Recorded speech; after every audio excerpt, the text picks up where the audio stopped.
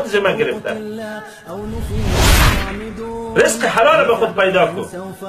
ما تو را دوست داریم که شکم سیر شوه، زندگیت خوب شوه، و نه سر ناموس فروختن و وطن فروختن و کافر جاسوسی کردن زندگیت خوب میسازی.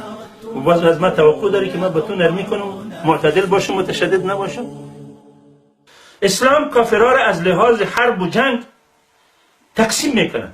کافر حربی است، کافر مستأمن است، کافر معاهد است، کافر ذمه است، اهل ذمه است. اینا همه احکام از خود داره. کافر حربی کافر است که با مسلمان ها در جنگ باشه. کافر حربی کدام کافر است؟ هر کافری که با مسلمان ها در هر گوشه دنیا در جنگ بود، او کافر به تمام مسلمان های دنیا کافر حربی است. مسلمان ها در هیچ گوشه دنیا با این کافر حربی حق نداره که صلح کنه، حق نداره که معاهده کنه، حق نداره که با امرایش احسان کنه، حق نداره که با امرایش سلام بده، حق نداره که امرایش تجارت کنه، حق نداره که امرایش خرید و فروش کنه، حق نداره که خانه را برش کرا بده. دشمن است، کافر حربی است. معامله با او معامله دشمن است. پیدایش کردی میکشیش، سرش رواست، مالش مال غنیمت است، خانمش ملک یمین است. این احکام فقه است.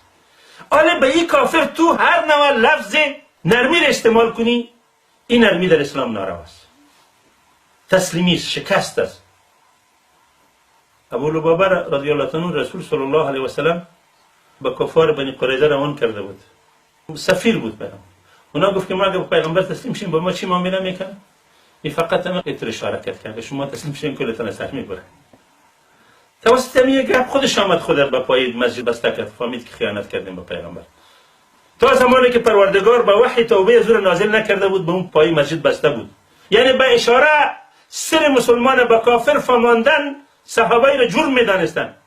به خطایی از پیش یک خطا شد، خودش جزا داد، خود بسته کرد. سر راپور دادن طالب و مجاهد مردم معاش میگیره، پیسه میگه، بازم خود مسلمان میگه، خود معتدل میگه. اسلام یاد گرفتن به کار است. دین بعد ملعبه نسازیم، دین باید یاد بگیریم و علما باید دین نفروشن. اگر از امریکایی‌ها دلار میگیرن، روی یک بغیرتی دیگه پیسه بگیرن، سر دین فروشی پیسه نگیرن، سر تحریف دین پیسه نگیرن، به خاطر اینکه از واسشان پوره نیست. پروردگار دین حفاظتش خود ذمه گرفته. این قرآن نه کس تحریف کرده میتونه، نه کس دست زده میتونه، کم کرده نمیتونه، زیاد کرده میتونه.